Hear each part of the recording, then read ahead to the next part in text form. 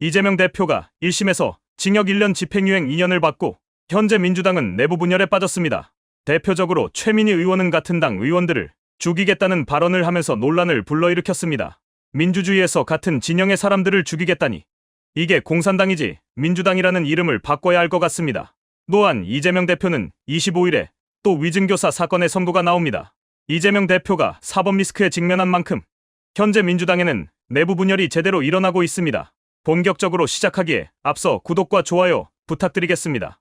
더불어민주당 이재명 대표가 공직선거법 위반 혐의 1심에서 징역형 유죄를 선고받으면서 당내 비명계의 움직임이 다시 주목받고 있습니다. 당의 내분 가능성이 대두되는 가운데 친이재명계로 분류되는 최민희 의원은 이를 강하게 경계하며 비명계를 향해 단호한 경고 메시지를 전했습니다. 최민희 의원은 16일 서울 광화문 일대에서 열린 김건희 윤석열 국정농단 규탄 및 특검 촉구 집회에 참석해 비명계를 겨냥해 움직이면 죽는다고 발언했습니다. 이 자리에서 그는 일부 언론이 민주당 내부의 비명계 움직임을 보도하며 당내 분열을 부추기고 있다고 주장했습니다. 최 의원은 지금 중요한 것은 어떤 판결이 나오는지가 아니라 민주당이 분열하느냐 아니냐라며 분열을 조장하는 세력은 반드시 응징할 것이라고 강조했습니다. 특히 그는 당원들과 힘을 합쳐 당을 흔드는 이들을 뿌리 뽑을 것이라며 당내 단결의 필요성을 재차 역설했습니다. 그는 이 발언과 함께 과거 노무현 대통령의 비극을 언급하며 당시 민주당이 대통령을 지키지 못했던 점을 상기시켰습니다. 최 의원은 그때 우리가 돈 몇 억 나왔다고 위축되어 결국 대통령을 지키지 못했고 그로 인해 지금까지 천추의 한으로 남아있다면서 이번에는 반드시 당을 지켜야 한다. 민주당 분열은 곧 당의 몰락을 의미한다고 말했습니다. 또한 그는 당원들에게 적극적인 행동을 촉구하며 이재명 대표를 지키는 것이 민주당과 당원 모두를 지키는 일이라고 주장했습니다. 한편 이재명 대표의 법적 위기가 당내 권력 구조의 변화를 일으킬 가능성도 제기되고 있습니다. 특히 비명계는 이번 판결을 계기로 본격적인 움직임을 보이고 있습니다. 비명계 전현직 의원들로 구성된 모임 초일에는 김부겸 전 국무총리를 초청해 다음 달 1일 미국 대선 관련 특강을 열 계획을 밝혔으며 내년 1월에는 김경수 전 경남도지사와 김동연 경기도지사를 초청해 추가 토론회를 진행할 예정입니다. 이 모임은 민주당 내에서 대안 세력을 형성하려는 의도로 읽히고 있습니다. 전병헌 전 의원도 이재명 대표의 위증교사 사건 1심 판결이 야권 지형에 중대한 영향을 미칠 것이라고 진단했습니다. 그는 이재명 대표가 피선거권을 상실하면 야권의 지도 체계가 크게 흔들릴 수 있다고 말하며 당내 주요 인물들인 이낙연, 정세균, 김부겸, 김경수, 김동연, 김두관 등이 각자의 경쟁력을 재정비해야 할 가능성을 언급했습니다. 이는 이 대표가 유죄 판결 이후에도 당 대표직을 유지할 수 있을지 여부와 직결된 문제로 비명계가 본격적으로 목소리를 높이는 계기가 될 수 있습니다. 민주당의 향후 행보는 이 대표에 대한 지지층의 결집과 비명계의 움직임 사이에서 복잡한 갈등, 구조를 보일 것으로 보입니다. 이재명 대표의 재판 결과는 단순히 한 정치인의 운명에 국한되지 않고 당의 방향성과 정치적 정체성, 나아가 야권 전체의 재편 가능성에까지 영향을 미칠 것으로 보입니다. 현재로서는 민주당이 이 위기를 극복하고 당내 통합을 이루며 새로운 길을 모색할지 혹은 비명계와 친명계의 갈등이 당의 분열로 이어질지는 예단하기 어려운 상황입니다. 특히 검찰 수사를 정치 탄압으로 규정하고 있는 이 대표의 입장과 이에 대한 당원 및 지지자들의 지지, 반대로 비명계가 내놓을 대안과 비전이 민주당의 미래를 결정질 중요한 변수로 작용할 것입니다. 더불어민주당 이재명 대표가 직면한 여러 사법 리스크 중 하나인 위증교사 혐의 사건의 1심 선고가 오는 25일로 다가오며 정치권과 법조계의 이목이 집중되고 있습니다. 이미 공직선거법 위반 사건에서 징역형의 집행유예 판결을 받은 상황에서 이번 위증교사 사건의 결과는 이 대표의 정치적 운명에 또 다른 중대한 영향을 미칠 것으로 보입니다. 이 대표는 2018년 고 김병량 전 성남시장의 수행비서였던 김진성 씨에게 전화해 과거 검사 사칭 사건과 관련된 재판에서 자신에게 유리한 방향으로 위증해달라고 요구한 혐의로 기소됐습니다.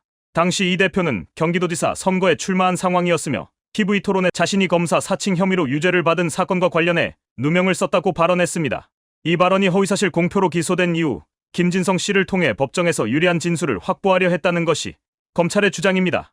검찰에 따르면 이 대표는 김 씨와의 통화에서 KBS와 김병량 시장님 측이 이 문제에 대해 많이 상의했고 가능하면 교감이 있었다고 얘기해주면 딱 제일 좋다며 위증을 구체적으로 요구했습니다. 또 그런 얘기를 들었다고 해주면 되지 뭐라며 김 씨에게 증언의 방향성을 주입한 것으로 알려졌습니다. 김 씨는 실제로 법정에서 위증을 했고 이에 따라 검찰은 김 씨를 공범으로 기소했습니다. 김 씨는 자신의 혐의를 인정했으나 이 대표는 통화 내용이 허위 증언을 요구한 것이 아니며 고의도 없었다며 혐의를 부인하고 있습니다. 이 대표의 위증교사 혐의는 지난해 9월 검찰이 청구한 구속영장에서 법원이 일부 인정한 바 있습니다. 당시 법원은 구속영장은 기각했지만 위증교사 혐의는 소명되는 것으로 보인다는 판단을 내렸습니다. 이러한 법원의 판단은 이번 선고에서 검찰 주장의 신빙성을 뒷받침하는 근거로 작용할 가능성이 큽니다. 한편 위증교사 사건의 선고는 이 대표의 정치적 운명에 중대한 변곡점이 될 전망입니다. 앞서 이 대표는 공직선거법 위반 사건에서 징역 1년의 집행유예 2년을 선고받은 상태로 이미 커진 사법 리스크에 이번 사건이 어떤 영향을 미칠지가 주목됩니다. 검찰은 위증교사 사건에서 징역 3년을 구형한 상태로 선거법 위반 사건보다 더 무거운 처벌을 요구하고 있습니다. 만약 이번 사건에서 무죄가 선고될 경우 이 대표는 선거법 위반 사건 판결로 인해 커진 사법 리스크에 충격을 다소 완화할 수 있습니다. 그러나 유죄가 선고될 경우 선거법 사건 2심, 대장동 및 백현동 사건 등의 다른 재판과 더불어 이 사건 역시 항소심까지 이어질 가능성이 커져 이 대표는 한층 더 어려운 국면에 처할 가능성이 있습니다. 특히 금고 이상의 형이 확정될 경우 이 대표는 국회의원직을 상실할 위기에 놓이게 됩니다. 위증교사 사건의 선고 생중계 여부는 이번 주 중 결정될 것으로 보입니다. 법원은 선거법 사건의 선고에 대해 생중계를 하지 않기로 결정한 바 있으나 위증교사 사건의 공공적 중요성을 고려할 때 생중계 여부가 또다시 논의될 것으로 예상됩니다. 생중계 여부는 늦어도 22일까지는 결정될 것으로 보입니다. 이 대표는 공직선거법 위반 사건에서 이미 항소 의사를 밝힌 상태입니다. 그는 선고 직후 기본적인 사실 인정부터 도저히 수긍하기 어려운 결론이라며 판결에 반발했고 검찰 또한 판결문 검토 후 항소 여부를 결정하겠다는 입장을 밝혔습니다. 한편 이 대표는 위증교사 사건 외에도 대장동 백현동 의료신도시 개발 비리와 성씨 불법 후원금 사건, 쌍방울 불법 대북 송금 의혹 등 다양한 사건에 연루되어 피고인 신분으로 재판을 받고 있습니다. 대장동 백현동 의료신도시 사건은 모두 서울중앙지법 형사합의 33부에서 심리가 진행 중이며 사건의 복잡성을 고려할 때 1심 선고까지 몇 년이 걸릴 수 있다는 전망이 나옵니다. 수원지법에서 진행 중인 쌍방울 불법 대북 송금 의혹 사건 역시 준비 절차를 마친 후 본격적인 심리가 시작될 예정입니다. 이재명 대표의 사법 리스크가 중첩되는 가운데 민주당 내에서도 당의 미래와 이 대표의 거취를 둘러싼 논쟁이 계속되고 있습니다. 공직선거법 위반 사건의 판결 이후 비명계의 움직임이 활발해지면서 당내 분열 가능성도 커지고 있습니다.